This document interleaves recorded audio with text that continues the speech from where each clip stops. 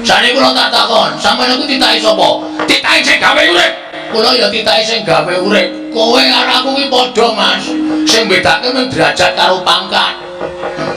Padahal nek di mata Tuhan kita itu sama. Sama-sama manusia. Aja sok tumindak kaya ngono kuwi, aja sok meloke kowe kere, kowe gedibal, kowe iki wong elek nyolok mripat. Dosa, Mas. Tandane dosa sampeyan aja gagas kaya ngene iki, aja munekke kawula sing elek kaya ngene iki, aja munekke kawula sing ringkih kaya ngene iki. Sampeyan iso dadi ratu niku mergo tak coblos rai sampeyan. Ngatasi Semar arep bangun kayangan iki Semar iki derajate apa jebak aku tak takon. Semar iki derajate apa? Aku tak takon kok wani bangun kayangan. Sampeyan karo dadi Nalendra, nek karo para kawula ngajenono, kowe aja nglereng dadi ratu ae. Kowe aja gaya dume lungguh kursi sing dhuwur.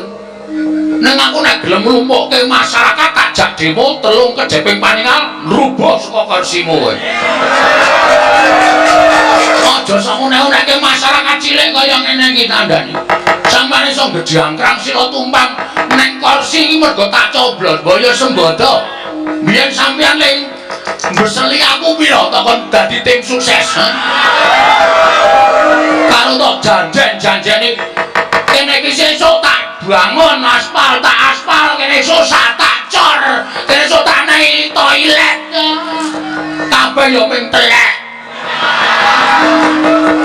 Nek magang iki kaya janjine kaya dara kekarangane nek wis dadi lali micek mripate.